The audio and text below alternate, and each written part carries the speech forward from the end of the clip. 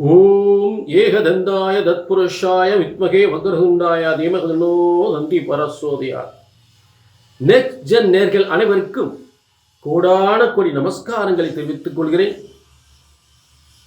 இப்ப ஜூலை மாதத்தின் பலன்கள் உங்களுக்காக பிரம்மன், உங்க தலையெழுத்த பிரம்மன் ஜூலை மாதத்தில் எப்படிப்பட்ட யோகங்களை வழங்கப் போகிறார், பிரம்மனால் எழுதப்பட்ட தலையெழுத்து இந்த ஜூலை மாதத்தில் உங்களுக்கு என்ன யோகங்கள் நடக்கப் போகின்றது, எந்த வெற்றியை நோக்கி போகப் போகிறீர்கள், எந்த வெற்றி உங்களுக்கு கிடைக்கப் போகின்றது, எதை சாதிக்கப் போகிறீர்கள், எதில் நீங்கள் ஜாக்கிரதையாக இருக்க வேண்டும், எதை துணிந்து செய்யலாம், என்னென்ன வெற்றிகள் உங்களுக்கு கிடைக்கப் போகின்றது என்பது எல்லாமே பிரம்மனால் எழுதப்பட்ட தலையெழுத்து. இதை சரியாக கணித்து சரியாக சொன்னால் சரியாக நடக்கும். ஜோதிட சாஸ்திரம் ஒருபோதும் தப்புவதில்லை, தவறுவதில்லை. உதாரணத்துக்கு கடந்த காலங்கள் இன்றைய தமிழக முதல்வராக இருக்கக்கூடிய விஜய் தமிழக முதல்வராக வருவார் என்று 2 வருடங்களுக்கு முன்னே நான் கணித்து சொல்றேன். அதனுடைய ஆதாரப்பூர்வமாக புதிய தலைமுறையில் என்னுடைய நிகழ்ச்சியை நீங்கள் பார்க்கலாம்.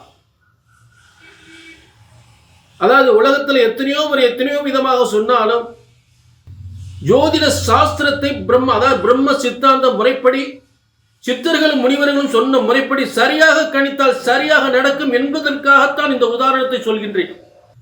விஜய் தான் தமிழக முதல்வராக வருவார் என்று 2 வருடங்களுக்கு முன்னே சொன்னேன். அதனுடைய ஒரு நிகழ்ச்சியை புதிய தலைமுறையில் நீங்கள் காணலாம். புதிய தலைமுறையில் ஒரு இன்டர்வியூல சொல்லியிருக்கேன், விஜய் தான் தமிழகத்தில் ஆளப்போகின்ற முதல்வர், விஜய் தான் வெற்றி பெறுவார் என்று சொல்லியிருக்கிறேன். இதை ஏன் திரும்ப சொல்றேன் அப்படின்னா, நீங்கள் உலகத்துல ஜனாதிபதியாக இருந்தாலும் சரி, உங்க தனி சாமானிய மனிதனாக இருந்தாலும் சரி, மிகப்பெரிய அமைச்சர்களாக இருந்தாலும் சரி, நாடு ஆளக்கூடியவர்களாக இருந்தாலும் சரி, பிரம்மனால் எழுதப்பட்ட தலையெழுத்து, அந்த தலையெழுத்து ஒருபோதும் தப்புவதில்லை, தவறுவதில்லை. அதை சரியாக கணித்தால் சரியாக நடக்கும், தப்பா கணிச்சா தப்பாதான் நடக்கும். சமீப காலமாக ஒரு 6 மாத காலங்களாக நீங்க நிறைய நிகழ்ச்சி பார்த்திருப்பீங்க. யாரும் என்னென்னமோ போட்டு குழப்பிக்கிட்டு தான் இருப்பாங்க. ஒரே பாதை, வெற்றி பாதை, ஒரே சொல், ஒன்று சொன்னாலும் நன்று சொல்ல வேண்டும், மாறி மாறி பேசவே கூடாது, மதில் மேல போன மாதிரி பாயக்கூடாது, அங்கிட்டு போனா அங்கிட்டு பாய, இங்கிட்டு போனா அந்த மாதிரி கரெக்டான இதுதான், இப்படித்தான். அது எப்படி பிரம்மனுடைய தலையெழுத்து சரியாக கணித்து சொன்னால் சரியாக நடக்கும். சரி, இப்ப ஜூலை மாத பலன்கள். இந்த ஜூலை மாத பலன்களை ஜூலை 1 முதல் ஜூலை 31 வரை, ஆணி 17 முதல் ஆடி 15 வரை இருக்கக்கூடிய ஜூலை மாத பலன்களை நம்ம ரொம்ப சிறப்பா, உங்க தலையெழுத்து இதில் என்ன எழுதியிருக்கார் பிரம்மன், உங்களுடைய வெற்றி என்ன, தோல்வி என்ன, எதில் நீங்கள் எச்சரிக்கையாக இருக்க வேண்டும், எதை சாதிக்க வேண்டும் என்பதை தெளிவாக பார்க்கலாம். புரிஞ்சுட்டீங்களா? அதே நேரம் இது பொது பலன். உங்க தனிப்பட்ட ஜாதகத்தை பார்க்கணும்னு, ஏன்னா இந்த பொது பலன் என்பது ஜோதிடத்தினுடைய விதிமுறைகளை உங்களுக்கு தெளிவுபடுத்துவதற்காகத்தான். உண்மையான உங்க தலையெழுத்து என்பது உங்கள் உண்மையான ஜாதகத்தில் இருக்கும். நீங்கள் இந்த மாதம் எதை செய்ய போகிறீர்கள் என்பது தற்போதுள்ள கிரக அமைப்புகளுக்கும் உங்கள் ஜாதகத்திற்கும் இணைய வேண்டும். அப்போது சரியான வெற்றி கண்டிப்பாக கிடைக்கும். ஜூலை மாதம் ரிஷப ராசிக்கு பிரம்மன் என்ன தலையெழுத்து எழுதியிருக்கிறார்? இப்ப ரிஷபத்தில் செவ்வாய் பூமியாரன் உட்கார்ந்துட்டார். 7ஆம் அதிபதியா, 7-12க்குரியவன். 7-12க்குரியவன் உங்க ராசியில உட்கார்ந்தார். அப்ப கணவனோ மனைவியோ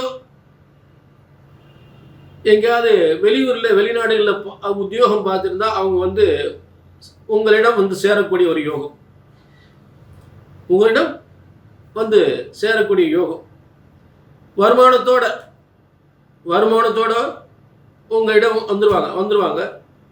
வந்து அதாவது நீண்ட பிரிவுக்கு பிறகு கணவன் மனைவி சேர்ந்து வாழக்கூடிய மிக மகிழ்ச்சியான வாழ்க்கை ஏற்படும். பூமி மனை யோகங்கள், நல்ல வெளிநாட்டு வருமானங்களோடு பூமி மனை யோகங்கள் சிறப்பாக இருக்கக்கூடிய நல்ல ஒரு நல்ல ஒரு வீடு வாசல் சொத்து சுகங்களோடு இருக்கக்கூடிய நல்ல யோகங்கள் நிச்சயமாக ஏற்படும்.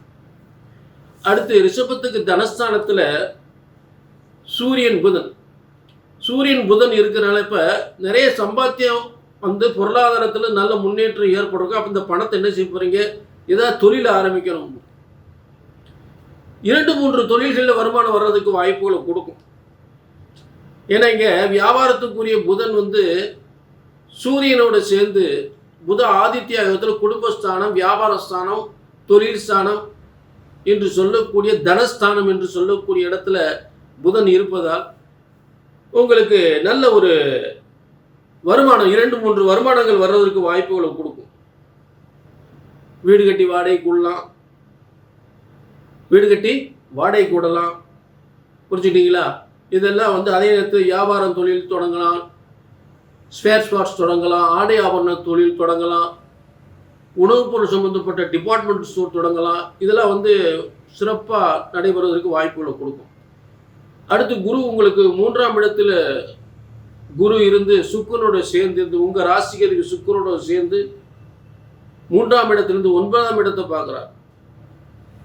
அதாவது 3ஆம் இடத்தில் ஒரு வலிமையான கிரகங்கள் இருந்தால் உங்கள் வாழ்க்கையில் உயர்வு வந்தே தீரும்.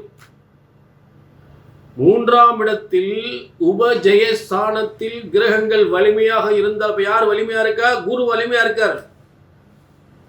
பிரம்ம சித்தாந்தப்படி சித்தர்கள் முனிவர்கள் சொன்ன முறைப்படி உங்கள் வாழ்க்கை உயர்ந்தே தீரும். எத்தனை சோதனைகள் கடந்த காலத்தில் இருந்தாலும் நிச்சயமாக மிகப்பெரிய உயர்வு, மிகப்பெரிய முன்னேற்றம், மிகப்பெரிய பொருளாதார முன்னேற்றம் உறுதியாக உண்டு. இது உங்க சுய ஜாதகத்தை பார்த்து கன்ஃபார்ம் பண்ணிக்கணும். புரிஞ்சுட்டீங்களா? இப்ப 4 கேது, இது ஒரு செய்வினை கோளாறு, ஏதாவது மன அழுத்தங்கள், வேதனைகள், தேவையில்லாத பிரச்சனை, மன அழுத்த வேதனைகளை இது ஒரு புறம் கொடுத்துக்கிட்டு இருக்கும். அதை எழுத வெற்றி அடைஞ்சிடலாம். ஏன்னா உங்களுக்கு 11ஆம் அதிபதி போய் வலிமையா இருக்கார். முயற்சிகள் வெற்றி பெறக்கூடிய இடத்துல 11ஆம் அதிபதியே 3ஆம் இடத்திலிருந்து முயற்சிகள் அனைத்தையும் வெற்றி பெறக்கூடிய இடத்துல இருந்து குரு உச்சமா இருக்கார். அடுத்து உங்களுக்கு 10ஆம் இடத்தில், ரிஷபத்துக்கு 10ஆம் இடத்தில் ராகு. திடீர் அதிர்ஷ்டம், திடீர் முன்னேற்றம், வெளிமாநிலம், வெளியூர், வெளிநாடுகளால் அங்கே செய்கின்ற தொழிலால் நல்ல முன்னேற்றத்தை கொடுக்கக்கூடிய அளவுக்கு திடீர் அதிர்ஷ்டம், திடீர் வருமானம், திடீர் பதவி யோகங்கள், முன்னேற்றங்கள் என்று கிடைக்கக்கூடிய ஒரு சிறந்த யோகத்தை தரக்கூடிய அளவுக்கு ராகு இருக்கார். கண்டிப்பா ராகு இந்த இடத்துல இருந்தா நல்ல முன்னேற்றத்தை உறுதியாக கொடுப்பார்.